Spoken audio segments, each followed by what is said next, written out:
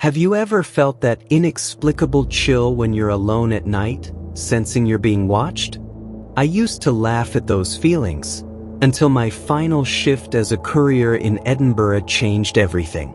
My name is James, and for 3 years I worked the night shift for Speed Post, delivering packages across Scotland's capital. The pay was decent, the hours suited me, and I enjoyed the solitude of empty streets. But nothing could have prepared me for what happened on my last night. The evening started routinely enough. I arrived at the depot at 10 p.m., loaded my van with the usual assortment of packages, and checked my delivery schedule. Most drops were in the Old Town, a section of Edinburgh famous for its medieval architecture and, as many locals would tell you, its haunted history. I'd delivered there hundreds of times before. Why would tonight be any different? My first few deliveries went smoothly. The streets were quiet, save for the occasional group of tourists or late-night revelers. Around midnight, I approached my 7th address of the night, 17 Candlemaker Row, just off the famous Grass Market. The location was a stone's throw from Greyfriars Kirkyard, one of the most haunted cemeteries in the world, if you believe in that sort of thing. As I pulled up to the address, I noticed something odd. The building was an ancient tenement, its stone facade weathered by centuries of Scottish rain and wind. But unlike the neighboring buildings, not a single light shone from within. Strange for a delivery that required a signature, don't you think? I double-checked my scanner. The package needed to be delivered before 1 a.m., a critical delivery according to the system. But who would be awaiting a package at this hour in a seemingly empty building? As I approached the entrance, package in hand, the street lamp above me flickered and went out. Just a coincidence, I told myself. But why did the air suddenly feel so much colder? The door to the building was unexpectedly ajar. I pushed it open, calling out a tentative hello. Delivery for flat 3B. Only my echo answered. The narrow stairwell was unlit, forcing me to use my phone's flashlight to navigate the worn stone steps. With each floor I climbed, the temperature seemed to drop another degree. Why was it so cold in here? And what was that faint sound? Was someone whispering? When I reached the 3rd floor, flat 3B was immediately apparent, not by a number on the door, but by the fact that it was the only door in the corridor that looked wrong. While the other doors were modern, this one appeared centuries old, its wood blackened with age, strange symbols carved into its frame. I hesitated. Should I just leave? But something compelled me forward. Professional duty? Curiosity? Or perhaps something else entirely? Raising my hand to knock, I was startled when the door swung open on its own. Inside was pitch darkness. "Hello." I called again, my voice now shaking slightly. "I have a delivery that needs to be signed for." A voice responded from the darkness, so quiet I could barely hear it. "Bring it in, please. I've been waiting for so long." Every instinct told me to run, yet I found myself stepping over the threshold. Why couldn't I turn back? The door closed behind me with a definitive click that made my heart skip. My flashlight revealed a room that defied explanation. Though the building was a standard Edinburgh tenement, this room stretched impossibly far, its dimensions making no architectural sense. The walls were lined with thousands of packages, all bearing Speed Post labels. Some looked fresh, while others were yellowed with age. In the center of the room stood an ancient desk, and behind it sat a figure. As I approached, I saw it was an elderly man, his skin so pale it was nearly translucent, his eyes milky white. He smiled, revealing teeth too sharp to be human. "The final package," he whispered, reaching out with long, skeletal fingers. "You've completed the collection." "What collection?" I managed to ask, my voice barely audible. "What is all this?" The old man's smile widened. "Every 100 years, a courier must complete the delivery cycle.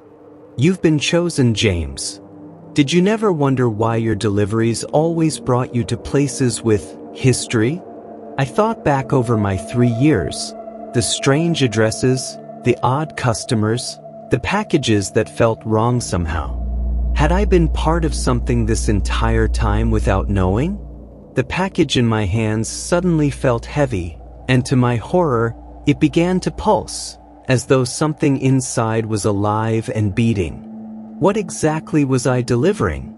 And more importantly, could I escape before completing this delivery cycle she spoke of? "Don't look so frightened," the old man chuckled. "You're about to become part of something ancient and powerful. Many couriers before you have stood where you stand." I glanced back at the door, calculating my chances of escape. But to my horror, it had vanished, replaced by an endless wall of packages. Was this really happening, or had I finally cracked after years of night shifts and solitude? "The package, please," the man insisted, his voice now deeper, resonating through the impossible room. "It's been a century since the last delivery." My hands trembled as I looked down at the package. The label, which I'd barely glanced at before, now bore my name as the sender. How was that possible? And the recipient? The name was written in a language I couldn't recognize, the letters seeming to crawl and shift as I stared at them. I can't, I stammered, taking a step back. "This isn't right." The old man's expression darkened. "You have no choice, courier. The cycle must be completed. Did you think your assignment to this route was coincidence? Did you never question why you were always drawn to this job, to these streets, to these deliveries?" As he spoke, the walls of packages began to whisper, thousands of voices speaking in unison, in languages both familiar and utterly alien.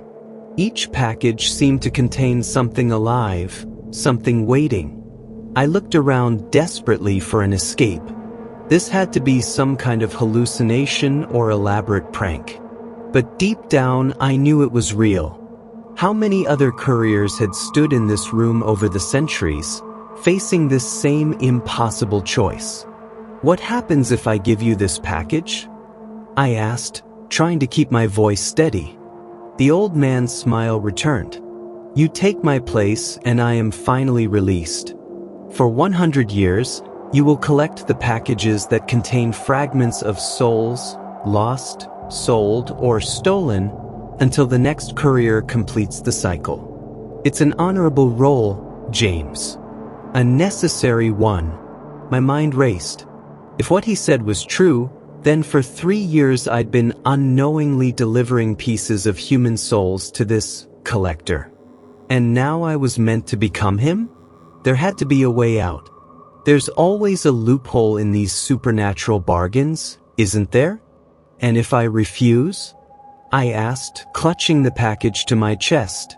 For the first time, uncertainty flickered across the old man's face. In 3 centuries, no one has refused. The compulsion to complete the delivery is overwhelming. He was right. Even as we spoke, I felt an inexorable pull to hand over the package. My arm began to extend against my will. Is this how free will ends? Not with a dramatic showdown, but with a simple delivery? In desperation, I did the only thing I could think of. I tore open the package. A blinding light erupted from within, and a scream tore through the room. Whether from the old man, the packages, or myself, I couldn't tell. When the light faded, I found myself standing on Candlemaker Row, the torn package empty in my hands. The building behind me was just an ordinary tenement, lights now shining from several windows. Had I imagined the whole thing?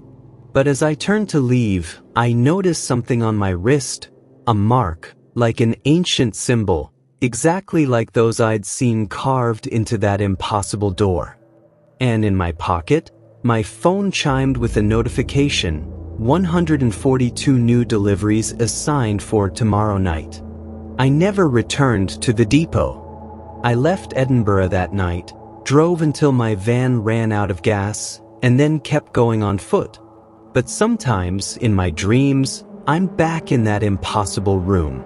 And when I wake, there's always a package waiting outside my door, no matter where I hide. Do you ever check who sends the packages you receive? Perhaps you should, because somewhere out there, a new courier is making deliveries in Edinburgh. And one day, they might bring a package to your door, a package with your name listed as the sender.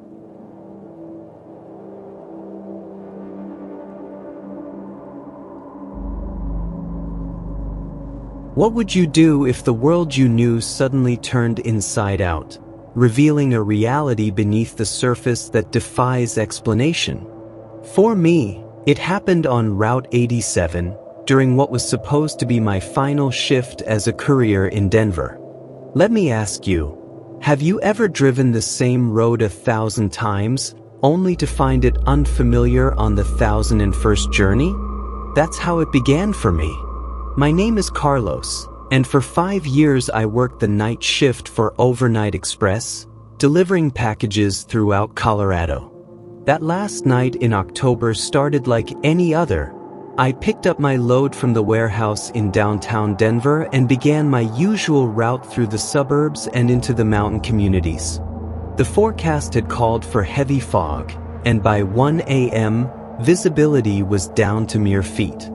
I should have been concerned, but after years of navigating these roads, I felt almost invincible. Isn't it strange how familiarity breeds such dangerous confidence? My final delivery was to an address in Silver Plume, a former mining town nestled in the Rocky Mountains, about an hour west of Denver. As I wound my way up the mountain highway, the fog thickened to an almost supernatural density. The beams of my headlights seemed to hit a wall of white just feet from my van. Have you ever felt like you're driving into nothingness? The GPS told me to take exit 226, but when I arrived at where it should have been, I found only an unmarked dirt road, one I'd never noticed in all my years of deliveries. Was it possible I'd missed this turnoff hundreds of times before? Or had it somehow appeared? Against my better judgment, I turned onto the road. The moment my tires left the pavement, my radio died, and my phone lost all signal. Just static and silence. The fog swallowed my van, and the dirt road seemed to stretch endlessly before me. Should I have turned back then? Would you have?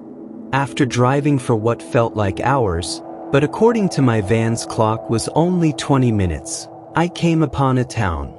Not Silver Plume, but somewhere else entirely, a place that shouldn't exist in modern Colorado. The buildings were a strange mix of Victorian and something older, something that didn't belong in American architecture. Gas lamps lined cobblestone streets, yet no people were visible anywhere. I pulled to a stop in what appeared to be the town square, checking my delivery details again.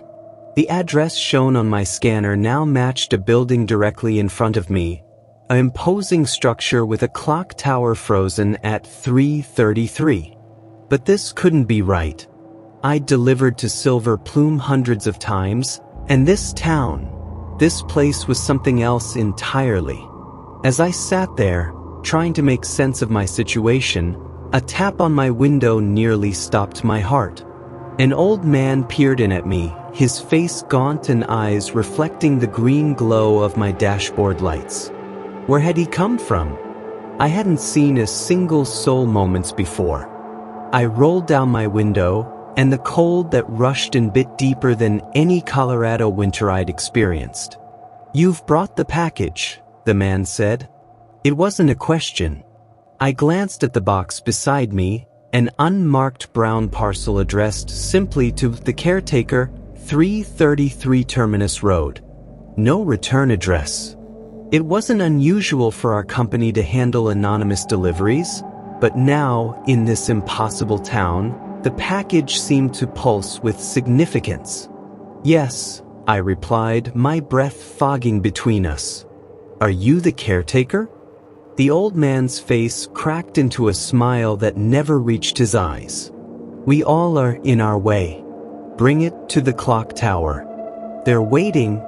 Before I could ask who they were, he vanished, not walked away, but literally disappeared in the swirling fog. Was I losing my mind? Or had the laws of reality been suspended in this place? With trembling hands, I took the package and stepped out of my van. The silence was absolute. No wind, no distant traffic, not even the sound of my footsteps on the cobblestones. It was as if the town existed in a vacuum, cut off from the world I knew. The door to the clock tower stood open, a sliver of warm light spilling out onto the street. As I approached, I could hear a low hum emanating from within, not mechanical, but almost vocal, like dozens of people chanting just below the threshold of hearing. What was waiting for me inside? And more importantly, did I have any choice but to find out? I stepped through the doorway into a vast circular room that defied the exterior dimensions of the building. How could this space exist within the tower I'd seen from outside? The walls were lined with countless clocks of every size and era, all showing 3:33, all ticking in perfect synchrony despite being frozen at the same time. In the center of the room stood a group of figures in hooded robes, arranged in a perfect circle around a pedestal. They turned to face me as one, their features hidden in shadow. "The courier has arrived," they intoned in unison. With the final component, one of them stepped forward, hand extended for the package. "Do you know what you carry, courier?" I looked down at the box in my hands. For the first time, I noticed intricate symbols etched into its surface, symbols that seemed to shift and change as I stared at them. What was I really delivering to this impossible place? "No," I admitted, my voice echoing strangely in the cavernous room. "I just deliver what I'm assigned." A soft chuckle rippled through the hooded figures. Such is the way of all couriers through the ages. Bearers of change, never knowing the transformations they set in motion. The figure before me pulled back their hood, revealing a face that was neither male nor female, neither young nor old, a face that seemed to contain multitudes. "Tonight, you deliver the final piece. With it, we can open the way between worlds that has been closed for a century." A chill ran down my spine. "What worlds? What are you talking about?" The figure smiled sadly. "Your world has forgotten, but there was a time when the veil between realities was thinner, when places like this town existed in the in-between. We are the caretakers of the crossroads, and you, courier, have been chosen to help us restore the old ways." I looked around at the impossible room, at the frozen clocks, at the hooded figures waiting expectantly. Was I really going to hand over this package without knowing what catastrophe it might unleash? But then again, how could I refuse? How would I ever find my way back to the world I knew? "What happens if I give you this package?" I asked, trying to keep my voice steady. The figure's expression turned grave. "The gates will open once more. The forgotten roads between Denver and what lies beyond will be restored. Some will find their way here as you have. Most will never notice. But the balance will be reset. And if I refuse?" The figure gestured to the walls around us. At once, all the clocks began to move backwards, their hands spinning in a dizzying whirl. "Time has paused for your decision, courier. If you refuse, you remain here with us, another caretaker of the crossroads, waiting for the next courier to be chosen in another 100 years." I looked down at the package again. Whatever it contained, it was clear I stood at a pivotal moment, not just for myself, but perhaps for realities I couldn't begin to comprehend. How many couriers before me had stood in this spot, facing this impossible choice? With hands that no longer trembled, I placed the package on the pedestal. I deliver it freely. The moment the box touched the stone, the clocks stopped their backward spin and began to toll, hundreds of them striking 3:33 in a cacophony that shook the very foundations of the tower. The package opened on its own, releasing a light so brilliant it seemed to tear through the fabric of reality itself. I shielded my eyes, and when I could see again, the hooded figures were gone. The room had transformed into an ordinary clock tower maintenance room. But the pedestal remained, now bearing an ancient map that showed Denver at its center, with dozens of roads spiraling outward, roads that existed on no modern map, leading to places with names and languages I'd never seen. When I finally stumbled back to my van, the fog had lifted. I could see stars above, but they formed constellations I didn't recognize. The town around me now appeared to be a normal, if antiquated, mountain community. Lights shone in windows, and I could hear faint music from what seemed to be a saloon down the street. I drove back to Denver in a daze, following roads that simultaneously felt familiar and utterly new. When I arrived at the depot to check in, my supervisor had no record of my final delivery. The address in silver plume had vanished from the system, as had any record of the package. I quit that night. But in the years since, I've noticed changes in Denver, subtle at first, then increasingly obvious. New roads appearing overnight, leading to towns not on any map. Strangers with otherworldly gazes wandering the streets. And sometimes, in the fog, I see that clock tower in the distance, no matter where in the city I am. They say the barriers between worlds are thinning again. Couriers report strange deliveries, impossible addresses, packages that hum with energy. Some go missing on their routes, only to return days later with no memory of where they've been. Do you ever wonder what lies beyond the roads you travel every day? What worlds might exist just beyond the fog? Perhaps next time you see a delivery van disappear into the mist, you might consider, was it just another courier on their route? Or were they chosen, as I was, to deliver something that would change everything? Watch the road carefully on foggy nights. Because some routes lead to destinations that were never meant to be found, and some packages, once delivered, can never be returned.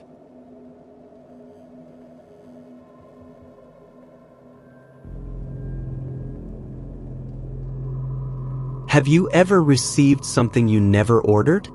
A package on your doorstep with your name, but no memory of purchasing its contents?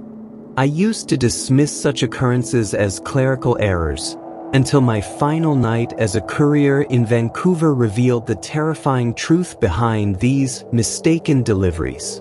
My name is May, and I worked for 5 years at Quick Drop Couriers, mostly handling late-night deliveries throughout the greater Vancouver area. Rain or shine, I was the person bringing packages to your door when most of the city slept. But nothing in those 5 years prepared me for what happened in North Vancouver on my last shift. It was a particularly dismal November night, the kind of relentless downpour that turns Vancouver's streets into shimmering mirrors and reduces visibility to almost nothing. I had just 3 deliveries left on my route, all in the same upscale neighborhood near the base of Grouse Mountain. The first 2 went smoothly enough, though I couldn't shake the feeling of being watched as I left each porch. Have you ever felt eyes on you when you know you're alone? It's a sensation that creeps up your spine and settles in the back of your neck, a primal warning system that something isn't right. My final delivery was to 1333 Shadowbrook Lane, an address I'd delivered to many times before. The house was a massive Victorian, set back from the road and partially obscured by ancient cedar trees. I'd always found it imposing, but that night, as my headlights swept across its facade, the house seemed almost expectant. Can a building appear eager? This one did. I double-checked my manifest. The package was small, a padded envelope addressed to resident with no return address. Not unusual in itself, but as I held it in my hands, I could have sworn I felt movement inside, like something shifting and resettling. Was my imagination running wild, or was there something alive in this envelope? As I approached the front door, the porch light flickered on automatically. Strange, in all my previous deliveries, I'd always had to search for the doorbell in the dark. The house had never seemed so welcoming. Should I have recognized this as the first warning sign? I was about to place the envelope in the designated drop box when the front door opened. A woman stood in the doorway, elegant, ageless in that way some people can be, her smile practiced but her eyes cold as the November rain. "You've brought it at last," she said, her voice carrying easily over the downpour. Not thanks for the delivery or I wasn't expecting anything. Just certainty that I was bringing something specific, something awaited. "Just doing my job," I replied, holding out my scanner. "I need a signature for this one." She took the scanner, her fingers brushing mine, ice cold despite the warmth emanating from the house. As she signed, I noticed her name, Eleanor Blackwood. In 5 years of deliveries, I'd never met the resident before, never knew who lived in this imposing home. Now, suddenly, she was here, as if she'd been waiting specifically for this package on this night. "Won't you come in for a moment?" she asked, her smile widening. "Get out of this dreadful rain. I've just made tea." Every instinct told me to decline, to return to my van and finish my shift. But something in her eyes held me, a mesmerizing quality that made refusal seem impossible. Have you ever found yourself doing something against your better judgment, as if your will were no longer entirely your own? I followed her into a foyer that seemed to stretch and distort as I entered, surely a trick of the light.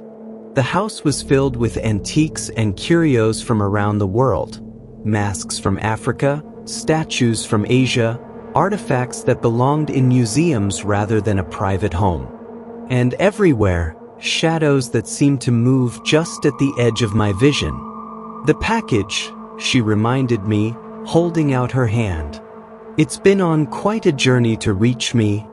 As I handed her the envelope, our fingers touched again, and this time, a jolt of something like electricity passed between us. The package jumped from my hands to hers, and for an instant, I could have sworn it pulsed like a heartbeat. "Do you ever wonder," she asked, fixing me with those unsettling eyes, "about all the packages you deliver?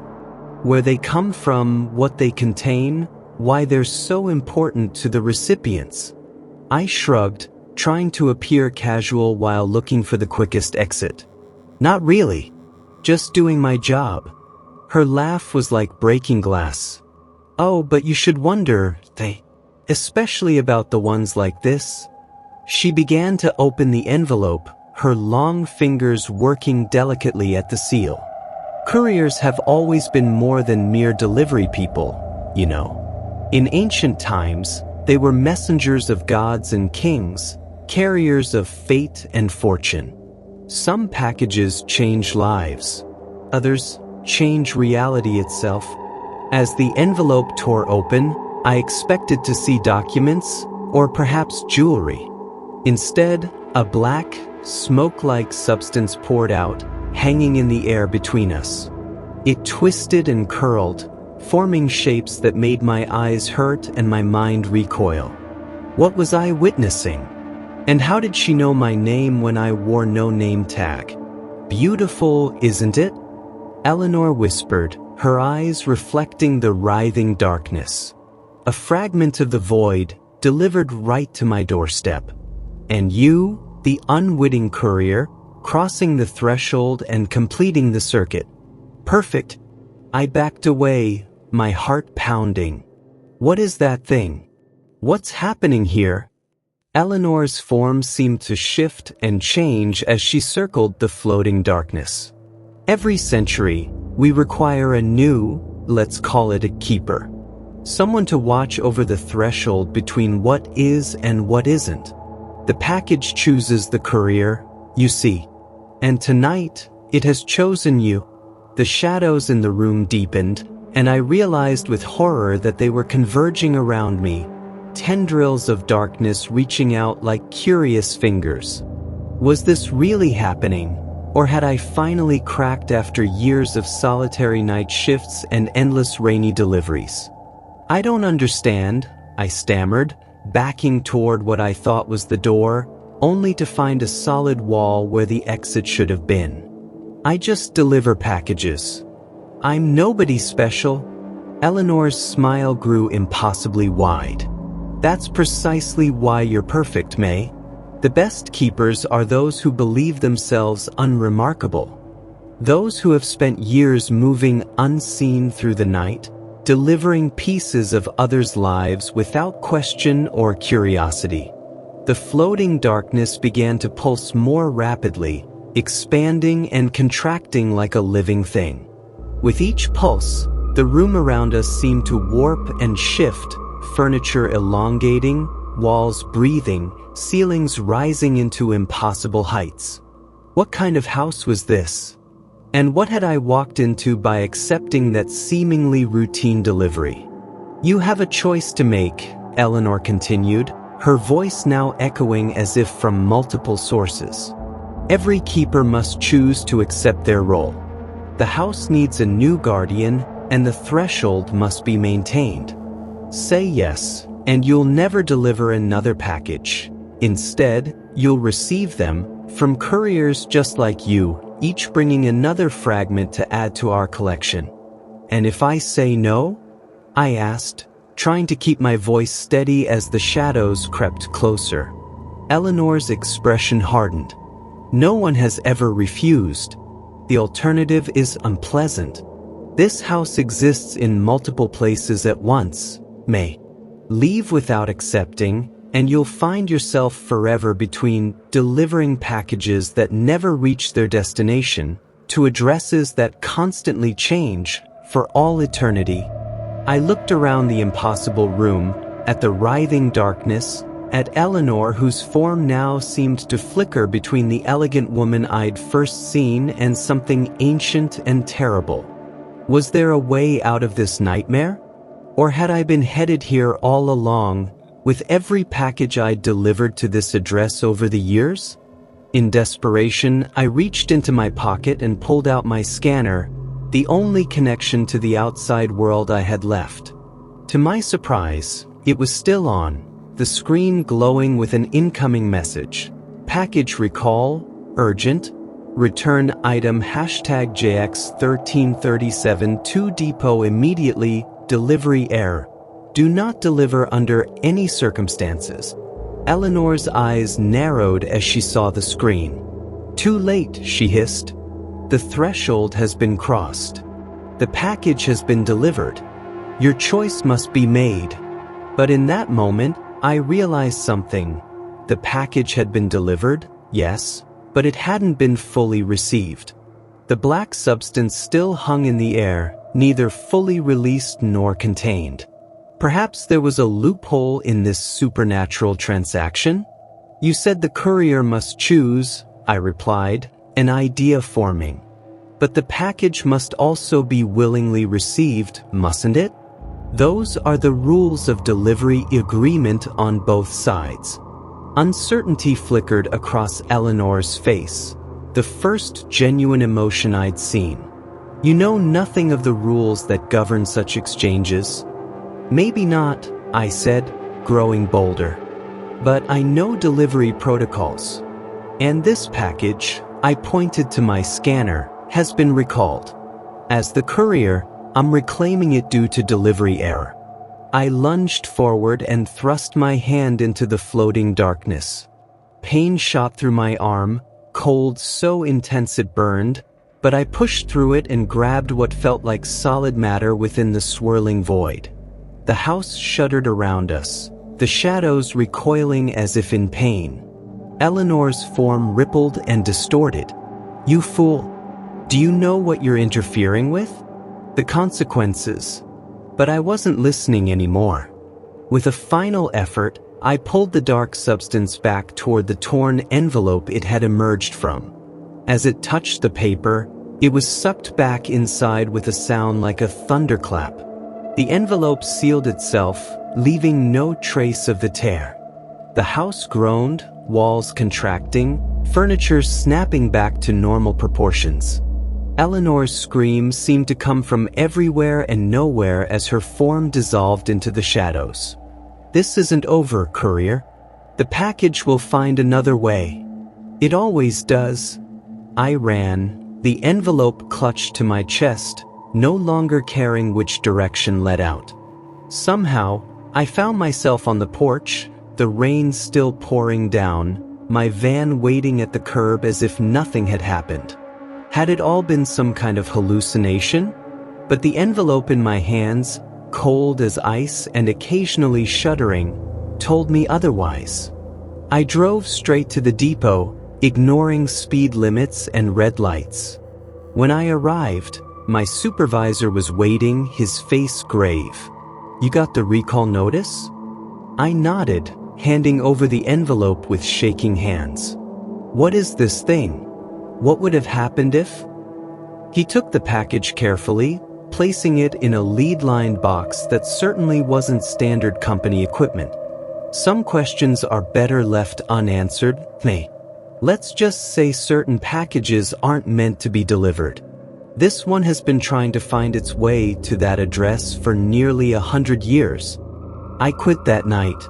But in the years since, I've noticed things. Shadows that move too independently, addresses that appear and disappear from databases, couriers who vanish on their routes only to reappear days later with no memory of where they've been. And sometimes, late at night when the rain is falling, I see delivery vans parked outside 1333 Shadowbrook Lane.